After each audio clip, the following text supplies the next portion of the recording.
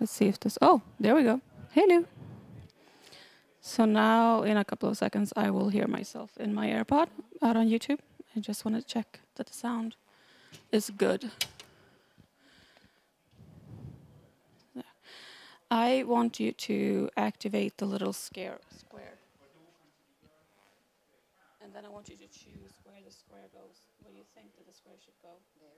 So if I put it You up. want it? Yeah. You want it in the corner? If I put it up.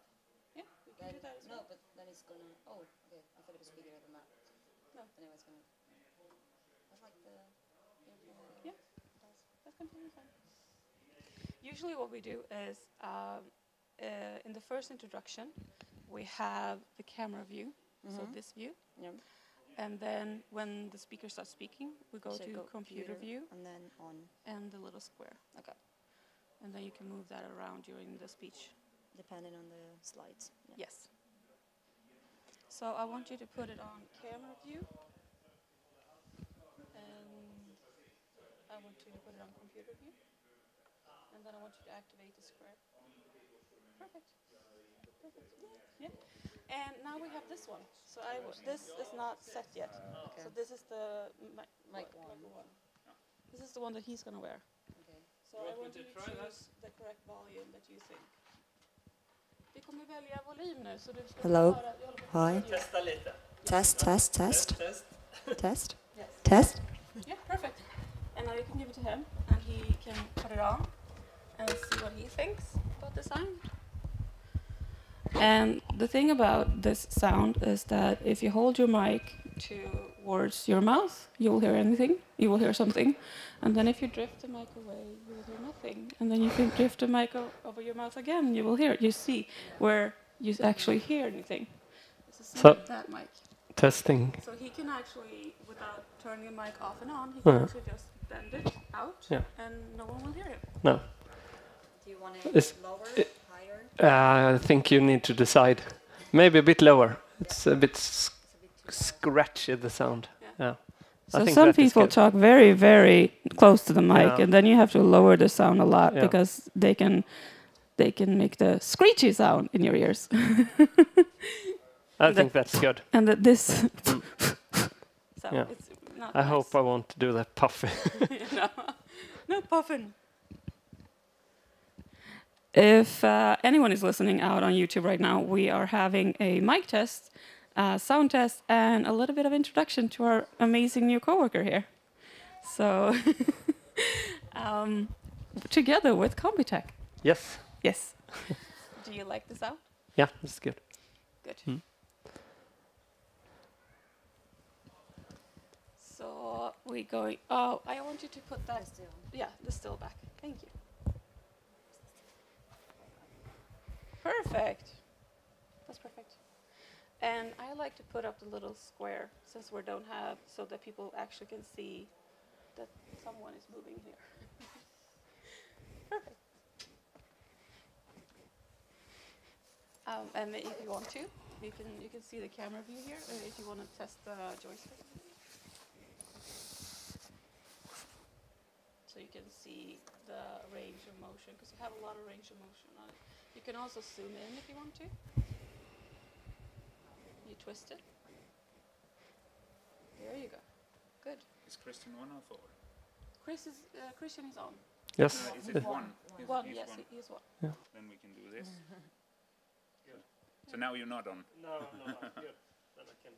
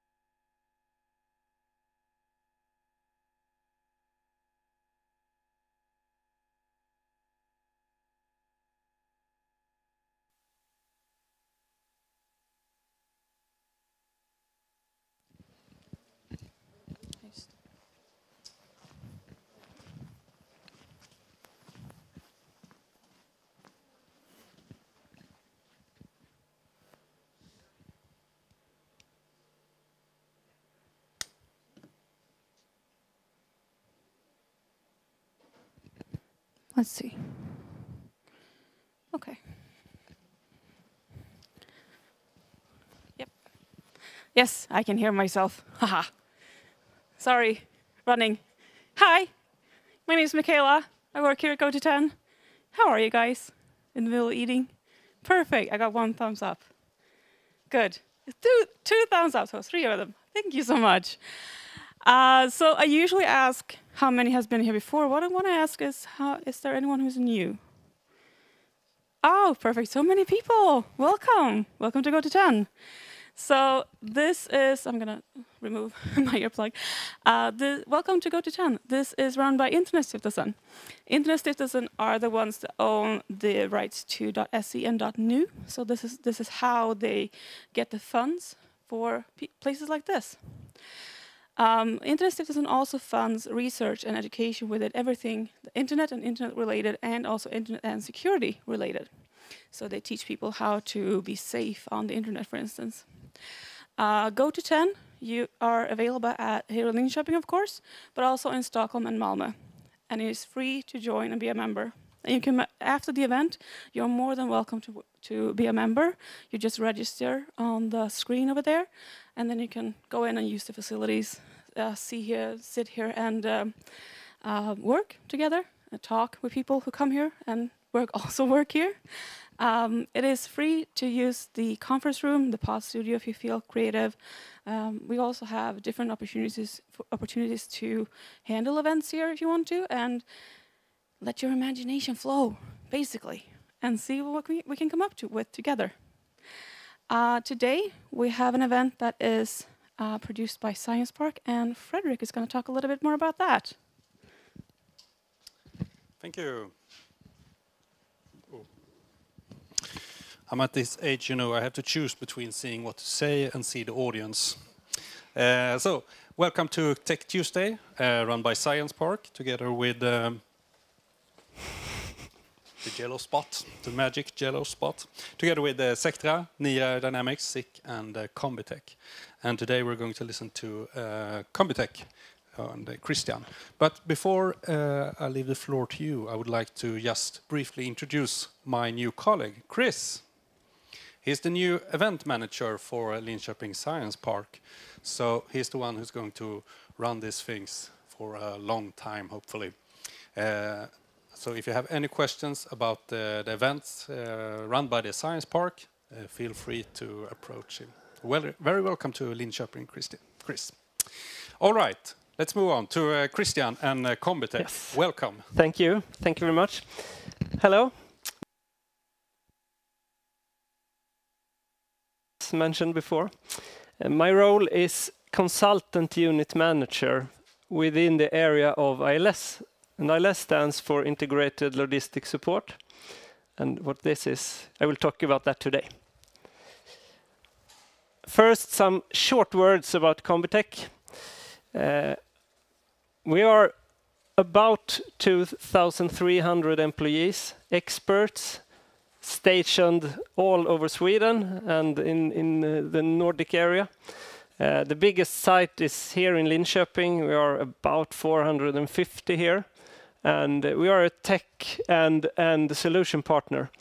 One area that we work within and have a big focus on is the total defense. So we are working with a smart and resilient total defense. And we describe our mission, our role in this way, shaping a smart and resilient society. And in this sentence, I read ILS.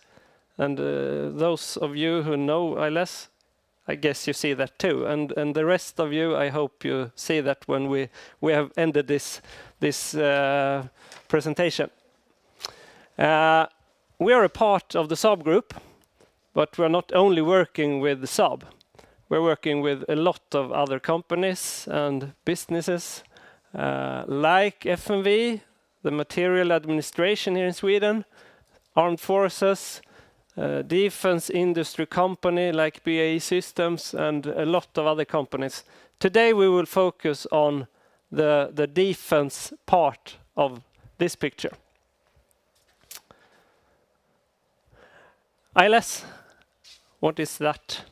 It stands for Integrated Logistics Support. And if you hear this for the first time, I guess you hear logistic, transportation or something like that. But it's much more than that. Transportation and logistic is a part of this. And I will show you that later on. This is a management strategy. It's a way of thinking and planning for developing efficient support solution for products. And we look at the complete life cycle, or we at least try to look at the complete life cycle of a product and a system.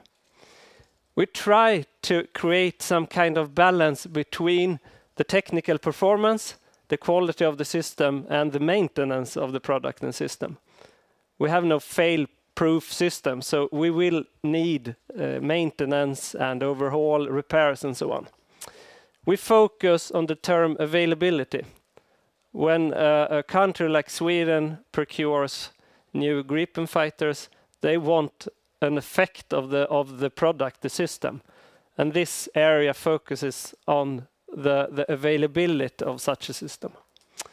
How can we be sure that the system actually works when we are going to use it and need it? And if we look at the soldier, a bit blurry picture maybe, but there we see transportation, we see communication, we see a weapon for defense, and a lot of personal gear. Everything that connected there needs to work in a situation that actually can be life or death. So availability is of very high importance. This is, as maybe you have understood, this is developed originally within the defense area, but it is used within civilian commercial products too. And sometimes we call it RAMS, and that stands for reliability, availability, maintainability, and supportability or safety. So the function of the system and the product over time. Some small, very short history lesson here. This is evolved from actual real problems that have been seen during real warfare. This is from the 60s, I guess, the picture, and yeah, countries and defense forces have seen this kind of problem for a long time. That weapons failing during combat, that you won't retrieve the correct spare parts and other supply resources when needed, that you realize that you need reliable system and a logistic flow to support the front line. And you need to plan ahead, a long time ahead. And you need to get a grip of the cost for the life cycle of the product. And that is more or less the baseline and the background why developing this kind of way of thinking. Why do we do this? Yeah, we buy an aircraft once, but we maintain it every day. So there's the answer why we need to focus on not only the technical aspect of a system, we need to focus on the performance of the system every day. For at least within the defense area, the cost of service and support is more than the cost of the procurement of the system. This is a significant factor when you decide what to procure or not to procure. And reliability and maintainability of the equipment is two of the key drivers for doing such decisions and the support cost. We are talking about two parts or two phases in a product development. First, we support the design organization. We try to influence the design from a maintenance and operational point of view. And then we design the support solution for the product. I guess you have seen a picture like this before.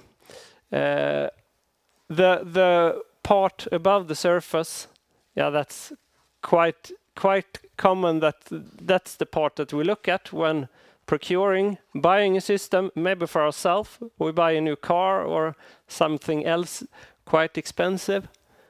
But do we know the cost that will come, the parts that we have under the surface? Support, maintenance, we need training, education, we need maybe special tools. A lot of different areas that will generate quite high costs over time. And if we look at the product in this cut instead, we see that the project phase, development, production, up to delivery is quite a short time if you compare it to maybe operational life that will be up to 50 years or more. We have one example here in Sweden. It's the training aircraft SK-60 operating over here from the Malmen airfield. That has been operating for more than 50 years, and now it's very close to shutting down. But if you not take into consideration that long lifetime, and you need to deal with a lot of problems, then you will have even more below the surface than above. So take into consideration the long lifetime. We describe integrated logistic support in this way. We have the support or influence of the design, the design of the technique, the technology. We perform a lot of different analysis. We look at what kind of maintenance do we need to do to be able to keep the system working. We look at the design to find weaknesses. Maybe we will need to have some kind of this redesign of the system. Maybe we make the solution in a way that it's very hard to perform maintenance, or maybe impossible to do it. Maybe we select parts, suppliers with another thinking of performance over time. Very frequent failures, for example. Out from this, we have a lot of resources needed, both initially, but then over time. We look on what do we need to supply with over the complete life cycle. First, of course, an initial package. You need training for the personnel around, the technicians, maybe the pilots or whatever, operators. We need an initial package of spare parts. We need tools. We need documentation and so on. That is things that need to be supplied with over time. And we can calculate and optimize how to use a budget in an efficient way. Then we can support with calculations, reliability. How often will we see some kind of failure for components or the system itself? And maintainability is a term for describing, is it possible to do what needs to be done with the system? Do we have access to an engine when we need to change the engine? Or do we need to more or less dismount the complete aircraft to perform quite small maintenance task? In the center of this picture, we see ILS management, and ILS management, or the ILS manager, is a central role for this complete way of thinking and way of working. The ILS manager is the one who speaks for the operational phase or the operational period of a system in a very technical-driven organization. And that function works from the idea of the product until it's time to end using it. Then we see a lot of different resources needed. We see manpower and personnel, and that category needs training and a lot of tools and other prerequisites. We see maintenance and support. Here we have logistics. We need to transport a lot of parts, components, or maybe complete products around the world. And depending on which way the customer, the user of the system thinks, Then we can build up a solution very close to the product, where the product is used. And another solution is to rely on transportation all around the globe. In the end, we reach the same point, availability. We look at facilities to have correct adapted facilities for this product and this way of working, this usage. It can be everything from roof height to supplies in the facility, electric power, clean air, or whatever. We look at disposal, and if we remember the SK60 example, it's very hard to think of what will be the environment requirements in 50, 60 years. We don't know. But we can do at least as much as we can to not build in problems that we need to take care of later on. We look at packaging, handling, storage, and transportation. And that can be, as we see on the picture here, outer shells for components, but it can also be environment-controlled storage, for example. Humidity, temperature, dust, things like that. We need a lot of different special equipment, tools, test equipment. It can be everything from small handheld standard tools up to supply equipment big as this room. So everything in between that the technicians, the support organization will need over time. We have technical data and publication. Here we have all the manuals, the descriptions of how to use the system and how to maintain the system. It can be for the technician, for the pilot, operators, and so on. And then we have training and training equipment. Here we're part of developing simulators, for example. A simulator is usually a quite effective way of training personnel for expensive systems. Example, expensive aircraft. It costs so much to use the aircraft and use flight hours. Then it's much more effective to actually develop simulators that the pilots, the technicians, and so on can use for training. And here we see also the design support and influence the design, and then we design the support solution. During this this process, we have a lot of questions that we need to ask, both to the project, the company, the business that we are supporting, but also to the customer, suppliers, and so on. Questions like, which kind of spare parts should we keep in stock? Questions related to cost, which will be the most cost-driving elements? How many technicians will we need around the system? Which kind of service level can I expect from the support solution that we will develop? Availability, we mentioned that before. Availability is of highest importance for systems, expensive, important systems, and the availability depends on very many different aspects. Failures, of course, and we will have failures. Even if we think that we develop safe-proof systems, we will have failures. But we need to look at which effect will a failure and fault have on the system. This example, some kind of engine failure, quite major fault. We will repair the aircraft before we use it again. But maybe minor failures, we can live with that for a while. And maybe we have a redundant system that can perform. One part is not working, another part is working. That can be okay. How effective is the maintenance organization? That's very important. Do we need to train the maintenance technicians? Do we need to train the support organization around the system? Is the system and the product developed in such a way that it's easy to maintain? Or do we need to more or less dismount the complete aircraft, like we see on the picture here, to be able to repair even small things? That is very important to be able to take care of a system in an effective way. Is it easy to detect and isolate the fault? Or is it a very long process until we find what is the root cause of this problem?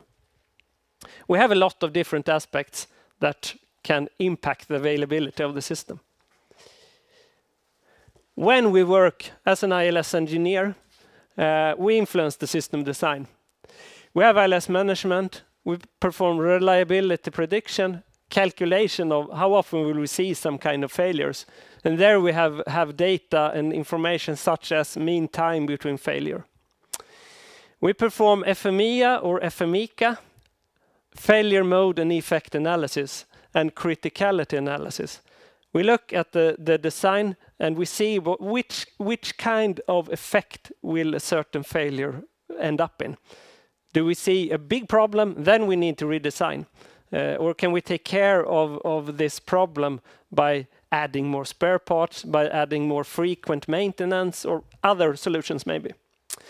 We identify a lot of different maintenance tasks, and we look on what to do, when, and which kind of resources do we need to perform this. We performed one task that called LORA, or level of repair analysis, where to perform maintenance and repair activities. Do we build up a maintenance facility at the site, maybe up here on the Malmö airfield, or do we use Saab as a sub-supplier, or do we need the sub-supplier for Saab somewhere over the world? That's the result of LORA, and many other kind of activities. And in the end, this ends up in a maintenance setup, a logistic solution, what to transport where and when, maintenance plans, what do we need to do at which time. We have spare parts, an optimized package of spare parts covering for that moment, and then over time, of course. Tools, test equipment, we have adapted facility through requirements. We perform training sometimes with training equipment. We have a lot of technical data and information, manuals, product information, maintenance information, and so on. We have skilled manpower and personnel, correct number with the correct training and other kind of prerequisites to be able to perform the task that you have. And then all this together can help us to verify a lot of requirements. In the defense industry or the defense area, this is required from the buyer of the system. So this is an important area.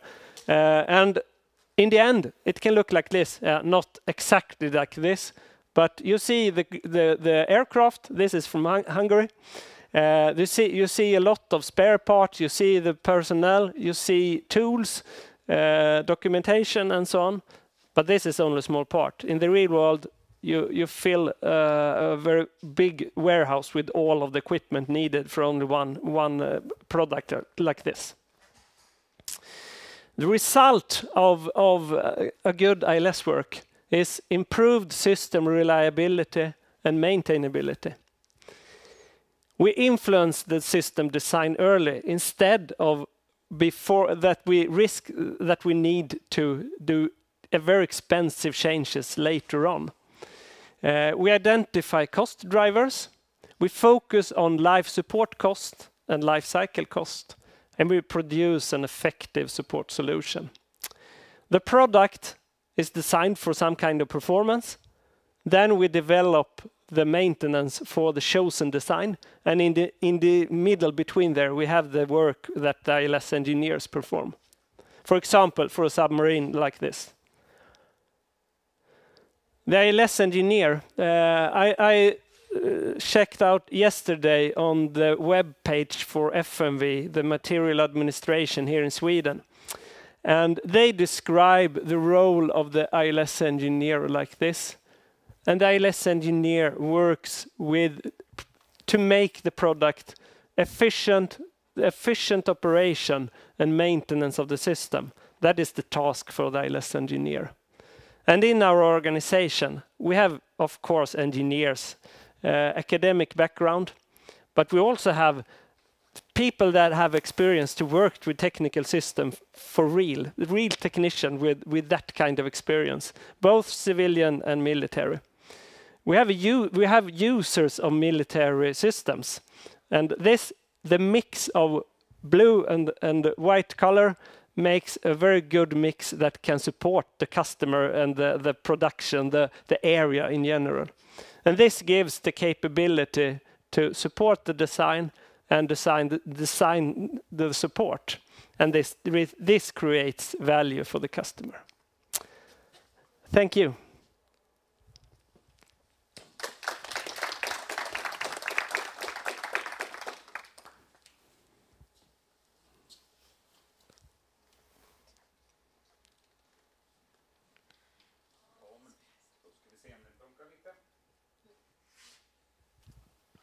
Yes, let's test. Thank you very much, Christian. Thank you. Thank you, ma'am. So interesting. I didn't understand any of it. But that's not my part either. So, yes, my name is Christopher, and I... It's the live stream, sorry. You know, we have about 2,000 watching now. No. But thank you. Hello to all the one on the stream at home. So, my name is Christopher. I have a double role. I work at Science Park, Linköping Science Park, and I also work here in Goto 10 to mix all of these fantastic events and meetings we can do here in this fantastic space. And it was a nice one today. Good. So we always leave a little space for some questions, of course, and let's see if Christian can answer them. Yes? I have a question regarding the term or acronym ILS. I know there has been a push towards changing it to IPS, integrated product support. In the relevant standard and specifications that we follow. Have this change or implementation been applied in Combitech, or do you guys all still use Yes, not fully from a terminology point of view, but we work with ILS, as we spoke of earlier, quite close connected to logistics. Yeah. And if you look at the term integrated product support, then it may be better describe what we actually do. So it's, I think it's the same way of working, but described in a better way. I think it's for the people that aren't familiar with ILS. IPS is more describing of the work that we actually do. Yeah, I think so too. Well, thank you. Feel free. And now we come with the question. Was that because it was so good, or is it... No, I won't ask that. No. Thank you, everybody, for coming today. Yep. Hang around, mingle a little bit. Maybe Christian have time for some small one-to-one questions. And remember, we have a lot more to offer on Text Tuesday, just not before summer. It will be after summer. And we are next week looking into a new program and what we are supposed to talk about there. And we also want to just take a little time to highlight the event calendar, which we have on the Linköping Science Park. We have many other fantastic activities here and outside. Väderstad har ju någonting på... It's on Friday. There is a lot of things there. Index, we have all that. And we have a lot with agriculture next week and a lot more. So take a look at the website. You'll find more there. Thank you much for coming, and thank you, Christian. Thank you.